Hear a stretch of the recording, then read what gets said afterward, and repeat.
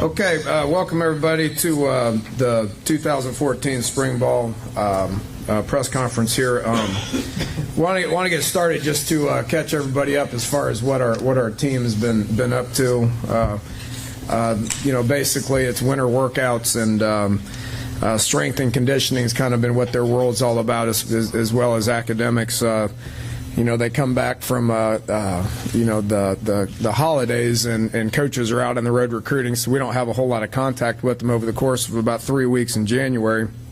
And so we kind of turn them over to the strength and conditioning group, who's been doing a great job downstairs. Mike Joseph, who's in the back, and will be available to y'all if y'all want to have any questions for Mike. But Mike and his staff with Daryl Bauer, Kevin McAdam, Irileo Dinrinde, and Chad Snodgrass all do a phenomenal job in the basement, and have been utilizing the new weight room.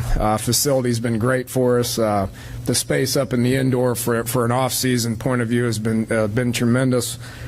So we've had 6 good weeks of work, and obviously the goal at this point in time is for these guys to get bigger, faster, stronger, healthy. They've been sitting in here eating a whole bunch of food and trying to get bigger and faster and stronger, and I think we've accomplished that up until this point. Got one more week of that. In addition to that, we've had probably 9 early morning sessions, which is a whole lot of fun for the coaching staff and the strength and conditioning guys. Get them up early and kick them around a little bit and yell at them and scream at them and encourage them and motivate them and just try to challenge them in every way possible. So we've had a lot of good work in the mornings, and got a couple more of those sessions next week as well. Have been trying to get into the football aspect of it for the last 3 weeks. Had probably about six sessions in the afternoon where we get to have meetings in the afternoon and be able to show film to them and be able to get started. A little bit of a head start for spring ball, which has been going good. We'll have a couple more of those sessions again next week. So that'll lead us into spring football. We will start Sunday, March 2nd is when we're scheduled to start. Obviously, this time of the year, you're curious whether the weather is going to cooperate. Doesn't look like it's going to, if the last couple of months have been any indication. But what we're planning on doing is on Sunday, March 2nd, which that'll be open to y'all for the first 30 minutes of that day. And then we'll try to get 3 non-padded practices in, a lot of teaching. It's kind of an extension of what we're currently doing with them, which is, just trying to teach them as far as what we're going to be doing on all 3 sides of the ball. It'll be non-padded, helmets only, a lot of teaching inside all 3 days, to where we don't care if the weather cooperates or not. We got a schedule and we're going to stick to it. That'll lead us into spring break. Spring break, everybody be gone for a week. When we come back, we'll have 4 weeks to where that's the meat of the schedule. We'll have 12 practices. All of them will be able to be padded. Obviously that will be the majority of the work that we'll get into.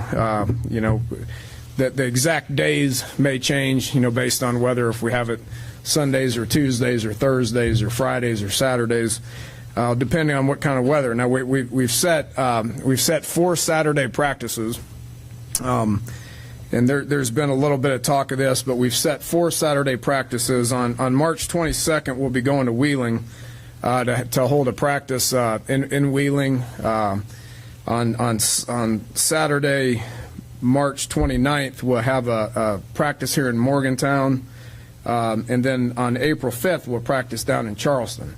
And then obviously the next game will be April 12th, which will be the spring game. All 4 of those practices are going to be open. We're going to allow y'all to be on the field for the first 30 minutes, and then stay as well.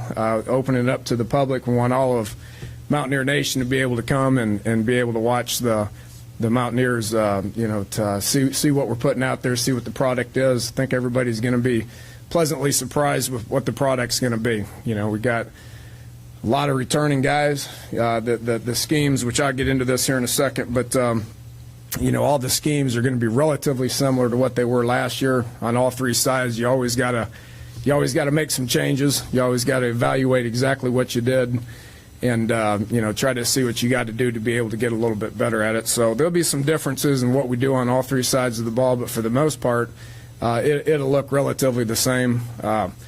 Hopefully the outcomes will be a little bit better, and based on having about 70 scholarship guys right now healthy and ready to roll for spring practice, we are looking forward to being able to get out there and perform. But we wanted all of Mountaineer Nation to be able to come see it. If it works in Wheeling, great. If it works in Charleston, great. If it works here in Morgantown, great. But I want you to come support the team and show your support to us, and we'll show you what the hard work that we've been putting into it, what it's going to look like in 2014. Hopefully we'll make you guys proud of us.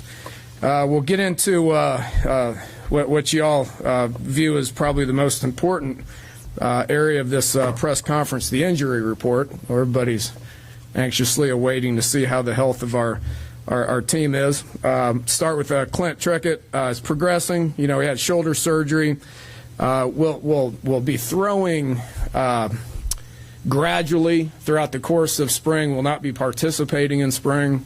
Is participating in meetings right now. Is actively learning, trying to get a little bit more ahead of the curve knowledge-wise from where he was in the fall. But he'll be cleared once summer one rolls around, which is May 19th, when those guys take pretty much 3 weeks off in May after this spring semester. When he comes back in summer, he'll be 100% cleared and ready to go, and we'll be able to compete at that time. Wes Tonkery has had numerous shoulder surgeries, and he just got done with a thumb surgery as well, but he's rehabbing his shoulder. He'll miss spring ball. Will be cleared for summer 2 once July 1 rolls around. Jared Barber, similar situation, had knee surgery, missed the last couple games of the year. Is rehabbing, is progressing, will be full go, same time frame around July 1st in time for summer 2. Tyler Tazzino will miss the majority of spring ball. Had knee surgery. You may see him out there towards the end of it, but probably won't be able to compete much. The following guys have been cleared, for missing games last year, whether it was the full season, whether it was a couple of the games earlier in the year that they played in, but now have been fully cleared and fully ready to go. Malik Greaves with his hip, he's ready to go. Shaq Petaway's real close to recovering from his knee surgery that he had in August. He's cleared, ready to go. Dustin Garrison's hamstring's fine, he's ready to go. Christian Brown's foot has healed nicely, and he's looking good in the offseason. He'll be ready to go. Nana Kyram with his shoulder is cleared, and he's full go, ready to go. And then Ricky Rumpf, who missed the last 3 or 4 games of the year, has healed nicely, and he's out there working out as well. Moving on to the coaching staff and the positions. As it's been widely speculated defensively that Tony Gibson will be our defensive coordinator.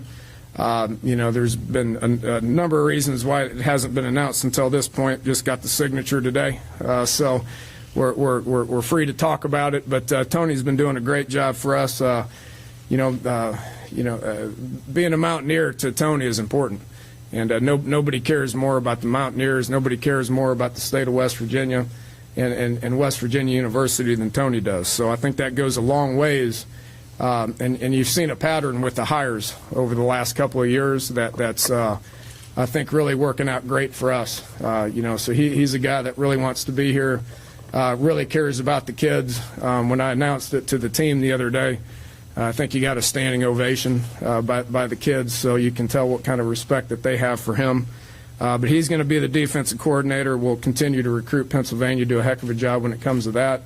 But we'll also increase the rapport that he has with the entire defense, not only the defensive personnel, but the defensive coaches as well.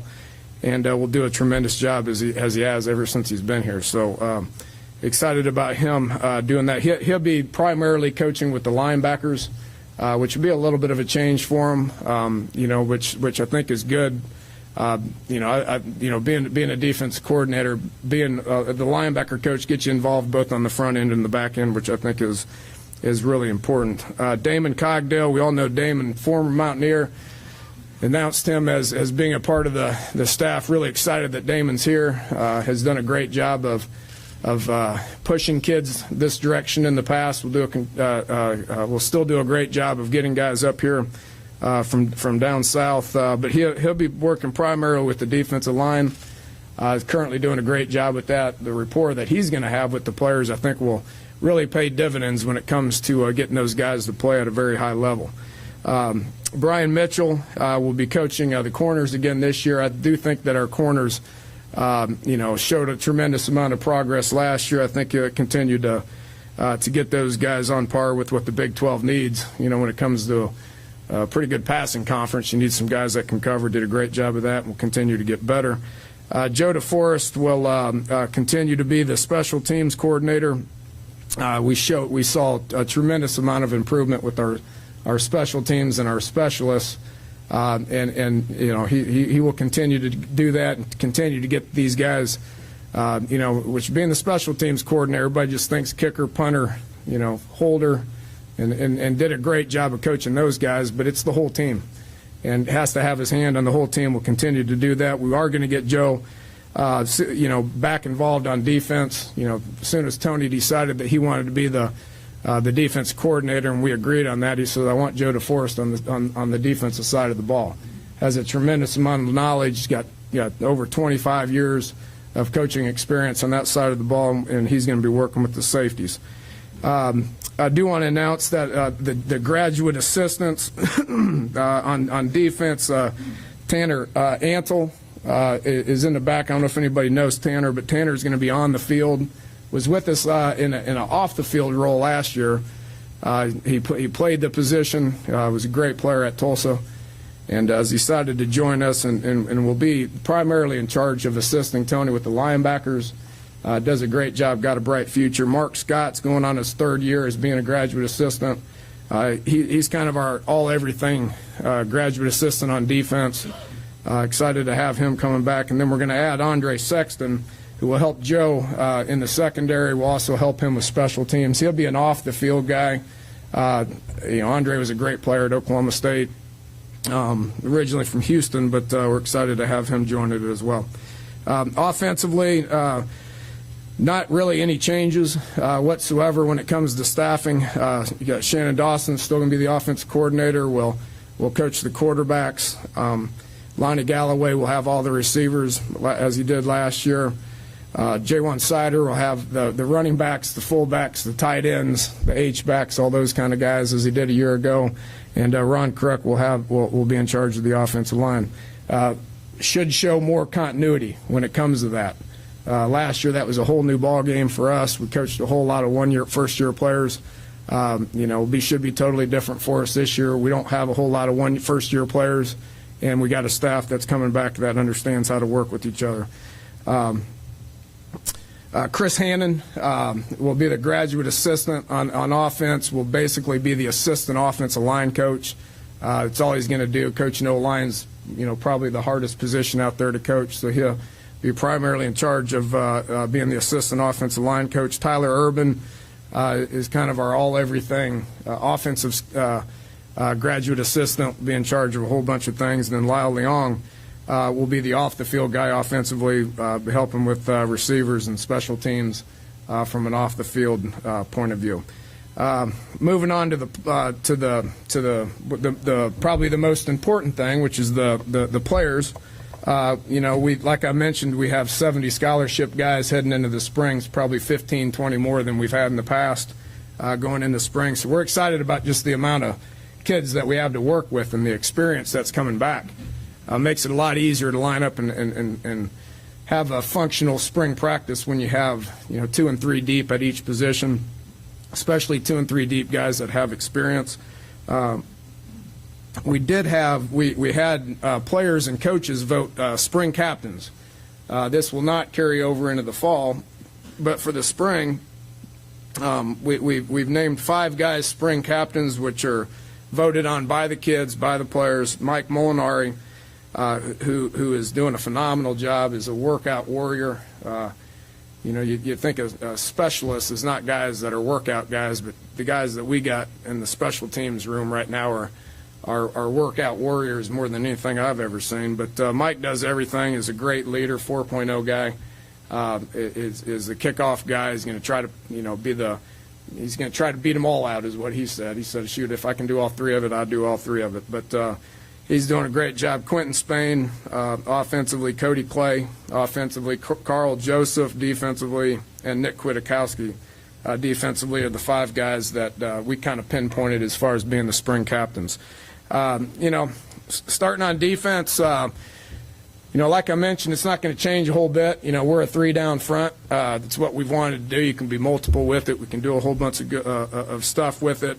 I think when you look at the defensive personnel, what I look at as far as what stands out is the depth that we have at linebacker.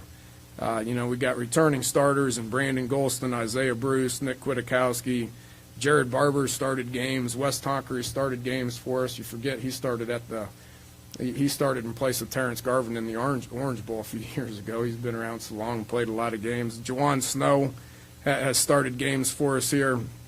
Shaq Petaway has started games for us here. So you got a whole lot of guys that have played, and then you got a collection of young guys that you look at them and you say those guys look like, they're real players. And guys like Edward Muldrow is a long guy that has attacked the offseason, has done real well. Al Rashid Benton is a thick guy, and you got real young guys like Wadari Christian and Ike McDonald that are providing a bunch of depth. I'm anxious to see those. They're 3-4 deep at those spots. So you got a bunch of guys that have a lot of experience, and looking forward to getting those guys out and play.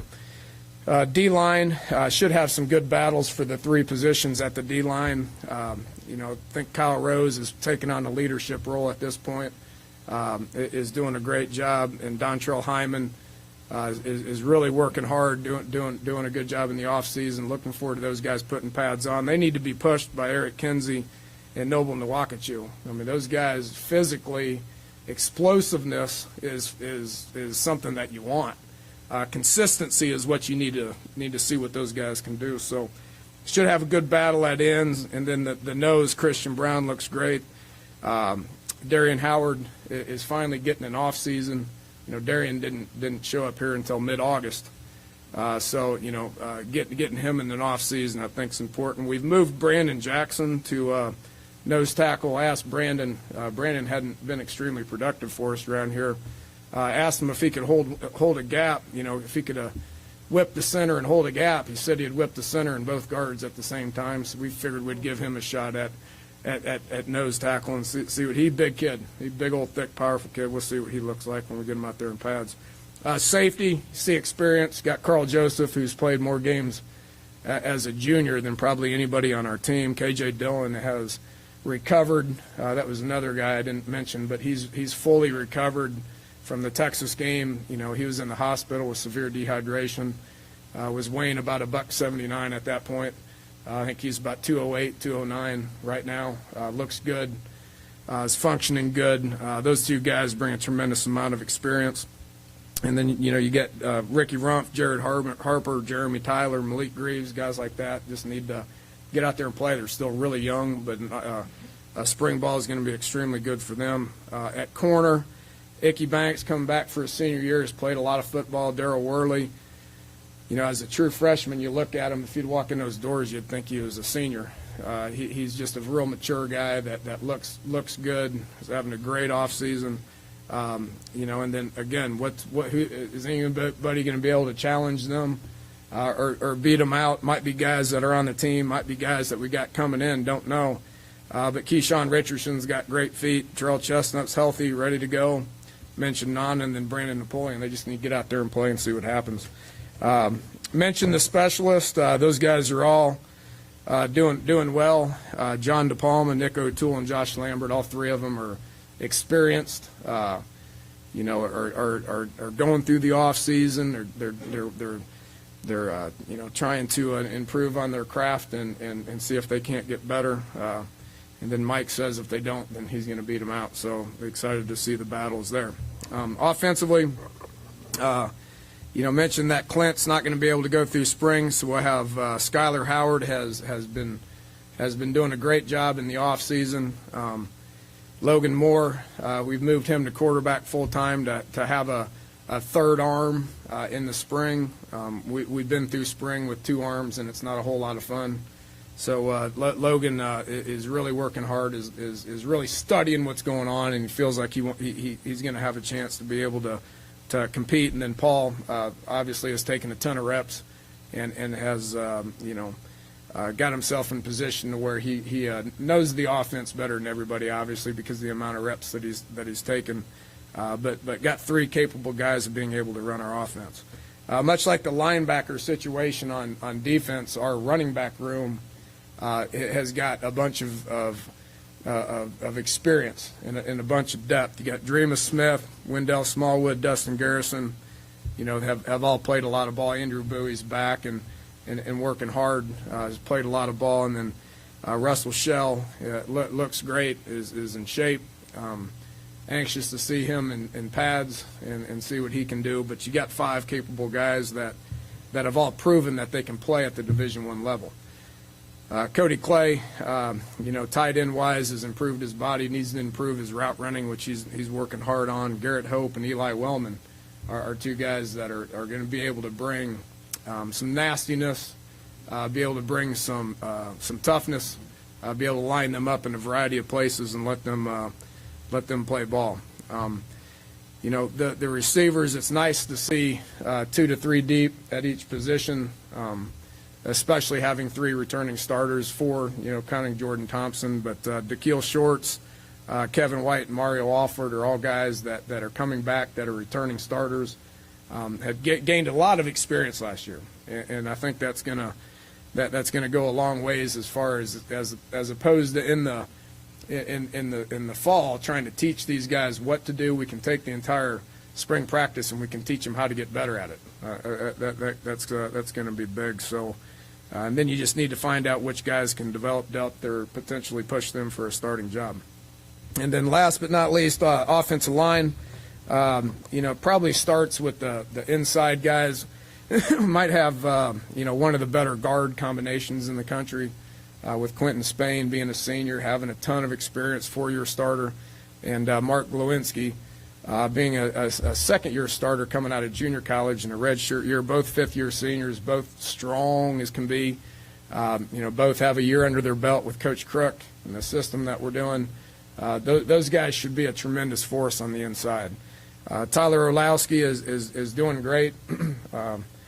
He's got some presence to him. Snaps the ball really well, which is really nice to see. But those guys are doing a good job on the inside, and we do have depth with Stone Underwood, who's healthy and got a red junior college guy with the red shirt year. Grant Lingelfelter, Tony Mateo, those guys are going to provide some depth.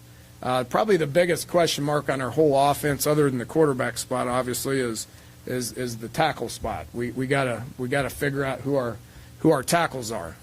It's an important spot, but we lost 2 guys, 2 seniors last year. Marquise Lucas is going to get moved to tackle to see if he can handle anything on the edge.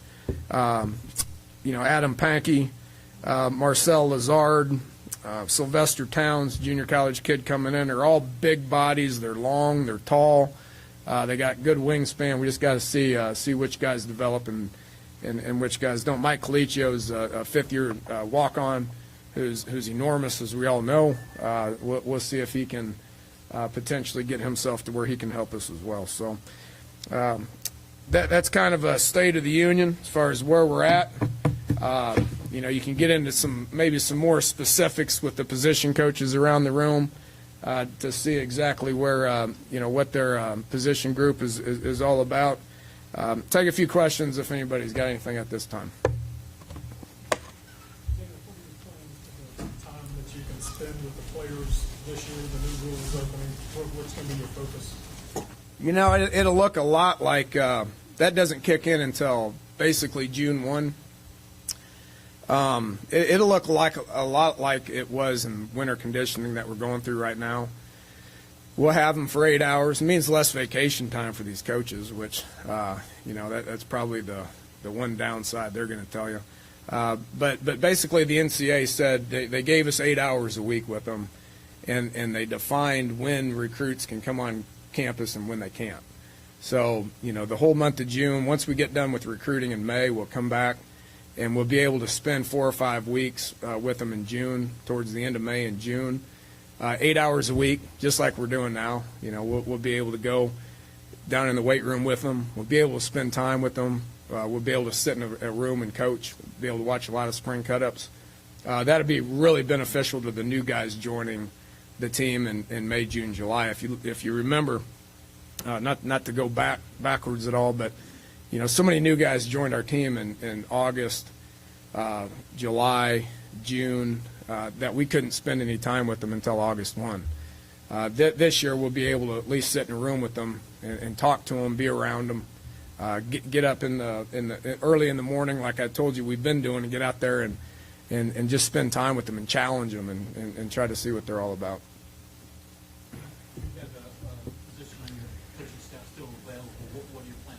They have interviewing guys now.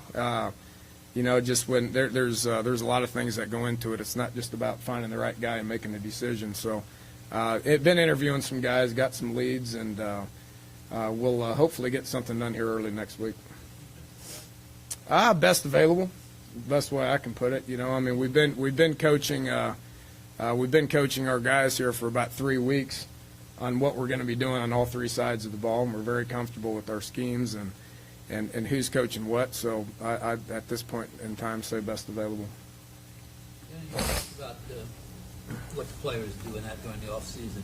Have the defenses from last year given you reason to think of changes that you guys have to make, either philosophically or really on the field? Have they begun catching up to what you were doing there? Oh, gosh, that's you may have asked that question last year. It seems like it's been. Well, it's not that, Bob. It's more, trying to find reasons why we weren't successful. And I'm going to attribute that to other factors other than defenses catching up to what we're doing offensively. It's about execution. We weren't very good last year offensively of executing in key times. Was that because they're doing different things on third down, or they're creating different blitzes or different coverages? I don't think so. I think we knew what they were doing, and we just had a hard time executing it for a variety of reasons. On that same vein, the speed of play, that's been an issue. What's your thoughts on it? I think I know. Do I have to answer? I don't view it as a big deal. I went slower last year than I probably ever have in 10 years, because we weren't very good at executing. How many times we snapped the ball when that clock was in the 30s? I would challenge you it was very many. So I don't know. How much is it going to change it? I don't know. I don't know if it'd change it or not. I don't think it would change us very much. But I don't agree with it. I don't think it's a good rule. It seems like there's been a lot of change in the coaching staff here. Is that, from your standpoint, a good thing, or your coaches are getting opportunities other places, or a bad thing because you're not getting continuity on your own team? It's both, to be honest with you. If you look at some of the guys that's left, they've left for a variety of reasons and been off to good jobs because we've had success.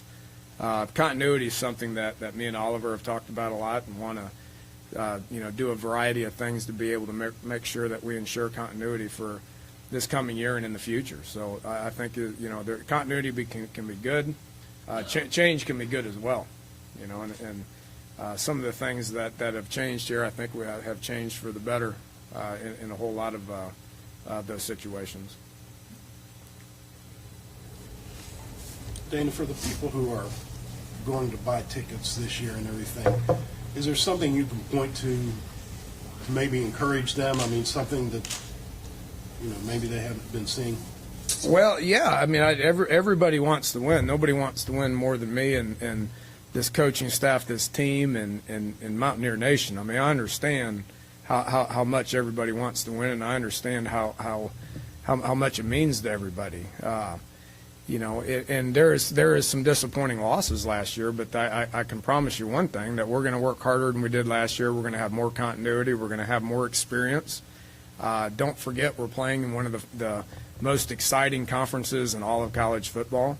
There were some pretty exciting games out there on Mountaineer Field last year that we just happened to come up a couple points short. So with a bunch of experience, and that's one reason why we're going to open up these practices this spring. I encourage everybody to come watch and come see what you think. It's I tell you, our guys are working hard, and they're excited about spring ball. They're excited about 2014.